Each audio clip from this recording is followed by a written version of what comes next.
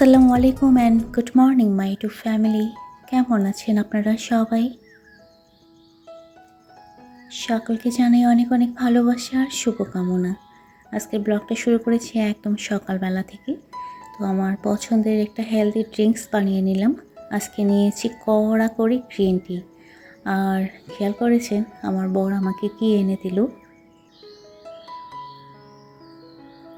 আলহামদুলিল্লাহ সকালটা খুব ভালোভাবে শুরু হয়েছে আমার বরের দেওয়া ভালোবাসা দিয়ে। তো চলে যাচ্ছি আমার পছন্দের জায়গায়। আর এদিকে বাবাকে কিন্তু নাস্তা দেওয়া হয়েছে। আমার মেয়ের আজকে ইউনিভার্সিটিতে পরীক্ষা আছে, তো ও পড়তেছিল আর আমি চলে এসেছি আমার পছন্দের জায়গায়, ব্যালকনিতে। এখানে কিছুক্ষণ বসবো। তারপর আপনারা তো জানেন যারা আমার রেগুলার ভিডিও দেখেন, সকালটা আসলে আমার কিভাবে শুরু হয়, প্রতিদিনের মতো আজকেও তাই। আমরা গৃহিণীরা সব সময় পরিবারের সকলের কথা চিন্তা করি, পরিবারের সকলের ভালো লাগাটার কথা খেয়াল করে নিজেকে ভালো রাখার চেষ্টা করি, কিন্তু এটা একদমই ঠিক না। পরিবারের সাথে সাথে নিজের প্রতিও খেয়াল রাখা কিন্তু খুব দরকার। সকাল সকাল বরের হাতে এত সুন্দর একটা গিফট পাওয়াতে একটা আলাদা ফিলিংস কাজ করতেছে, যেটা আমার সারাদিনের এনার্জি। চলে এসেছি আমি রান্নাঘরে।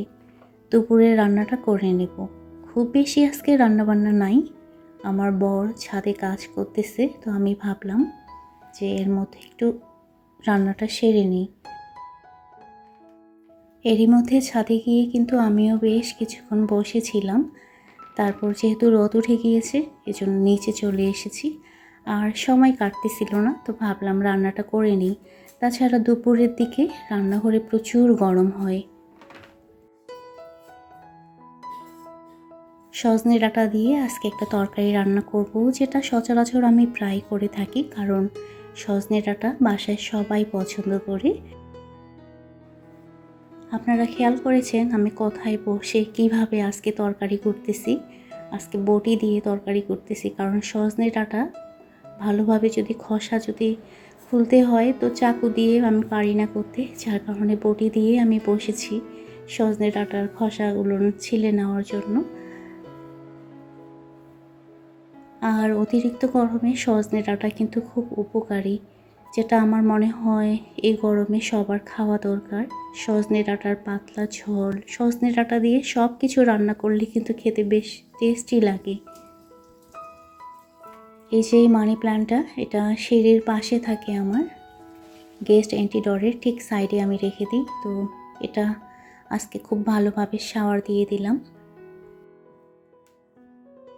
এই পটটা আমার খুব পছন্দের, আমার বর নিয়ে এসেছিল, সারপ্রাইজ দিয়েছিল বলতে গেলে। তো চেষ্টা করি আমি অন্তত সপ্তাহে একদিন ইনডোর প্ল্যান্টগুলোকে শাওয়ার দেওয়ার। এদিকে তুরাবি ইউনিভার্সিটিতে যাওয়ার জন্য রেডি হয়ে নিয়েছে। ওর পরীক্ষা চলতেছে, শুধু ওর না আমার ছেলেরও চলতেছে, কিন্তু আমার ছেলের আজকে বন্ধ। এরই মধ্যে দৌড় দিয়ে চলে গিয়েছিলাম আমি ছাদে, গাছের কাঁচা টমেটো তুলে নিয়ে আসলাম। বাসায় একদমই টমেটো ছিল না, তো কাঁচা টমেটো দিয়েই আজকে রান্নাটা করে নেব।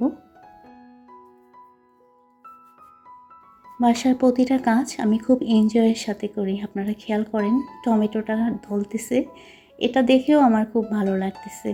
আসলে এইভাবে যদি আমরা প্রত্যেকটা জিনিসের মধ্যে ভালো লাগাটা খুঁজি, তাহলে কোনো কাজেই কিন্তু আমাদের বিরক্ত লাগবে না। মনের মধ্যে বিরক্ত বোধ নিয়ে যদি কাজ করি, সেই কাজটাও ভালো লাগে না, আর মেজাজটাও কিন্তু চিড়চিড়া হয়।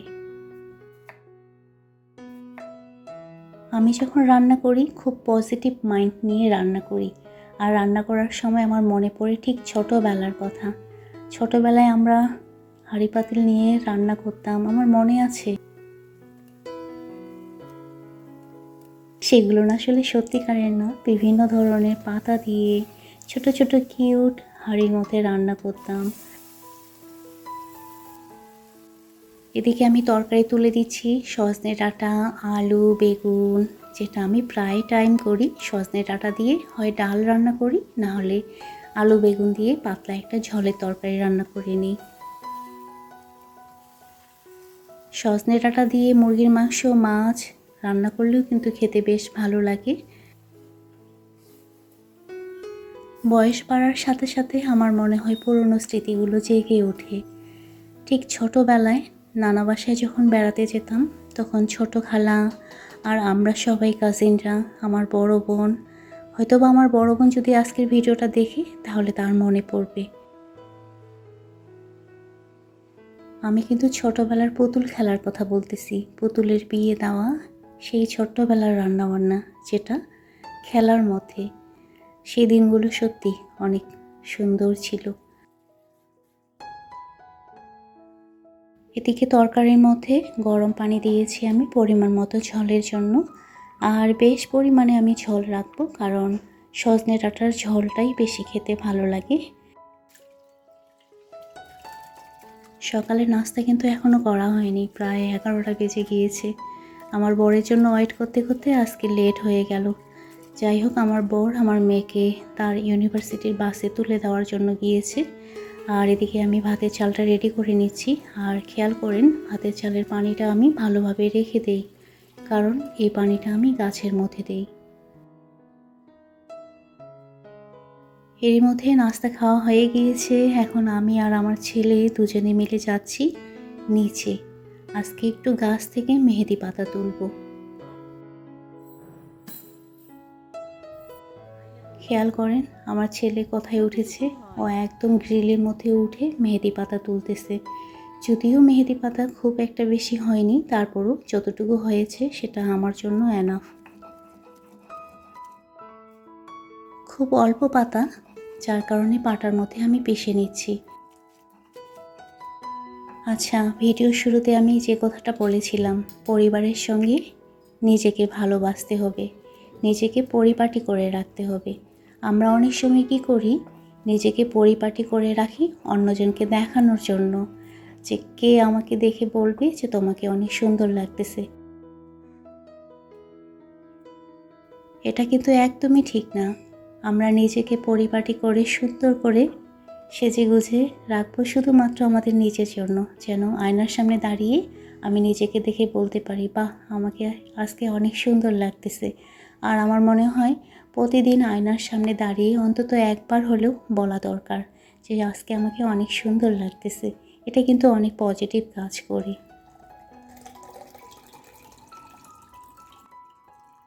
মেহেদির পাতা পিষে নিয়েছি, আর দুপুরের পরে আমি মেহেদি হাতে দিব। আর এখন আমি করে নিচ্ছি নিজের জন্য একটা হেলদি ড্রিঙ্কস বলতে ওই যে সকালবেলা খেয়েছিলাম, ওটা গরম গরম খেয়েছিলাম। এখন খাবো ঠান্ডা গ্রিন টি। আর যেহেতু এটা ঠান্ডা, এজন্য এখন আমি গাছের অরেঞ্জ এটার মধ্যে। সকালবেলা আমি গরম গরম খেয়েছি, যার কারণে অরেঞ্জ বা লেবু ইউজ করিনি। কারণ গত এক ব্লগে একজন আপু আমাকে কমেন্ট করে বলেছিল গরম পানিতে লেবু খাওয়া ঠিক না, এটা স্বাস্থ্যের জন্য খারাপ। তো সেই কথাটা চিন্তা করেই আমি এখন থেকে চিন্তা করেছি গরম পানিতে লেবু খাবো না। আর যেহেতু এখন আমি কোল্ড গ্রিন টি খাচ্ছি, যার কারণে গাছের কমলা ইউজ। পুরো রমজান মাসে শরীরের প্রতি সেরকম খুব একটা যত্ন নেওয়া হয়নি, কিন্তু এখন আসলে ডেইলি রুটিনে চলে আসার লাগবে। নিজেকে কেয়ার করার লাগবে, নিজের সৌন্দর্যটাকে ধরে রাখার লাগবে। আচ্ছা, ভিডিও টাইটেল অনুযায়ী তো কোনো কথাই বলা হলো না। টাইটেলে আছে যে পরিবারের মধ্যে আমি কিভাবে নিজের সুখটা খুঁজে পাই।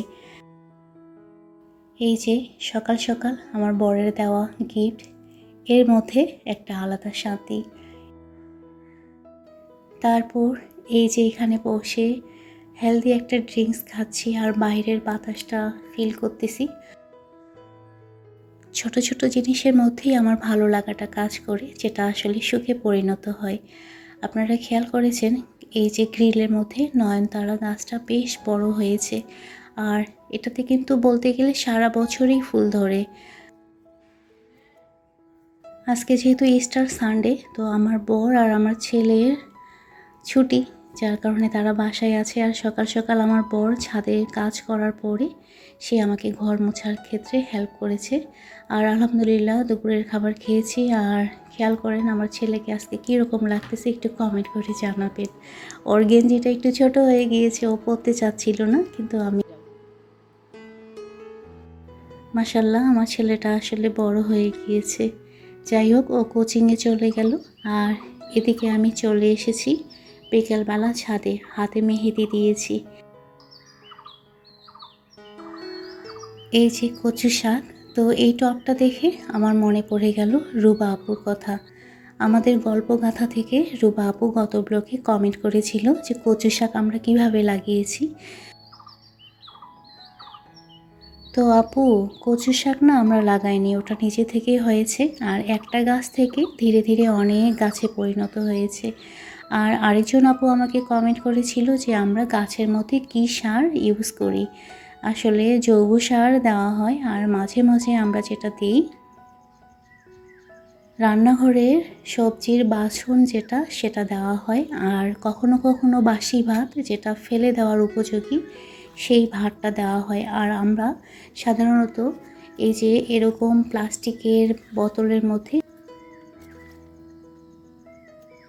নাসিমা আপুর ব্লগ দেখে আমি ওটা শিখেছি যে রান্নাঘরের বাসন এভাবে প্লাস্টিকের বোতলের বা জারের মধ্যে দিয়ে রাখলে সেটা জৈব সার হিসেবে কাজ করে। তো আপনারা চাইলে নাসিমা ক্রিয়েশন আপুর চ্যানেলের নাম, আপনারা ঘুরে আসতে পারেন। আপুর চ্যানেলে গাছের যত্ন রিলেটেড অনেক ভিডিও দেওয়া আছে, যেটা অনেক হেল্পফুল। আর মাশাল্লাহ আপুর অনেক বড় ছাদ বাগান আর প্রচুর ফল আসে। গত ব্লগে এই ফুলটা দেখেই আমি বলেছিলাম এই ফুলটার নাম আমি জানি না।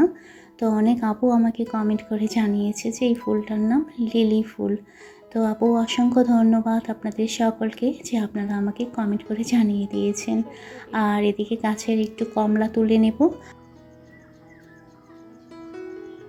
আচ্ছা, গাছের কমলা তুলতে তুলতে এই পর্যায়ে এসে বরাবরের মতো রিকোয়েস্ট করি, জানি না এখন পর্যন্ত কে আছে। আজকে রিকোয়েস্ট করতে একটু লেট হয়ে গেল। যারা এখনও আমার ভিডিওতে লাইক করেনি, প্লিজ ভিডিওতে একটা লাইক করে দিয়েন। ওকে। আর ভিডিও রিলেটেড একটা হেলদি কমেন্ট করে দেবেন তখনই যখন ভিডিওটা আপনাদের ভালো লাগবে। আচ্ছা, এই ফুলটার নাম কি আপনারা অবশ্যই আমাকে কমেন্ট করে জানাবেন। এটা একটা সবজি গাছের ফুল। এদিকে গাছের সবেদাটা বেশ বড় হয়ে গিয়েছে, তো আমার বরকে বললাম এটা তুলে নাও। তো আমার বর এটা তুলে নিল। আর ছাদ থেকে নেমে যাব, কারণ মাগরিবের আজান হচ্ছে। এদিকে সন্ধ্যার নাস্তার জন্য চটপটি রেডি করে নেওয়া হচ্ছে। আর রেডি করতে করতে আরেকবার রিকোয়েস্ট করি, যারা আজকে ফার্স্ট টাইম আমার চ্যানেলটা ভিজিট করেছেন, আজকের ব্লগটা যদি আপনাদের একটু পরিমাণ ভালো লেগে থাকে তাহলে লাইক আর কমেন্ট তো করবেন। আর এ ধরনের ডেইলি লাইফস্টাইল ব্লগ যদি আপনারা দেখতে পছন্দ করেন তাহলে আমার চ্যানেলটা সাবস্ক্রাইব করে দিয়ে আমার পাশে থাকবেন। ওকে।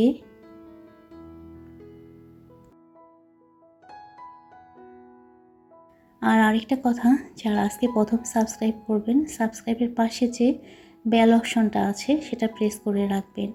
আর অল অপশন সিলেক্ট করে রাখবেন, তাহলে যখন যখন আমি ভিডিও আপলোড করব আপনাদের কাছে নোটিফিকেশন চলে যাবে। আর আপনারা আপনাদের সুবিধা মতো সময়ে দেখে নিতে পারবেন। ওকে। রিকোয়েস্ট করতে করতে চটপটে একদম রেডি করে নেওয়া হয়েছে, সুন্দর করে সাজিয়ে দেওয়া হয়েছে। বাট আজকে একটা জিনিস মিসিং, তো আপনারা কমেন্ট করে জানাবেন কী জিনিস এটার মধ্যে মিসিং ছিল। তো আমার মেয়ে আর আমি আর আমার ছেলে একটু দুষ্টামি করতেছি, একটু সস দিয়ে স্মাইল করে দিচ্ছি। পরিবারের মধ্যে আমার সুখটা আমি খুঁজে পাই এই যে ছোট ছোট মুহূর্তগুলোর মধ্যে। আমি, আমার ছেলে আর আমার মেয়ে তিনজনে মিলে একটু মজা করলাম। প্রকৃত সুখ পরিবারের মধ্যেই, এজন্য সকলের আসলে পরিবারকে সময় দেওয়া দরকার। তো আজকের মতো এই পর্যন্ত। সবাই ভালো থাকবেন, সুস্থ থাকবেন, নিরাপদে থাকবেন। ওকে।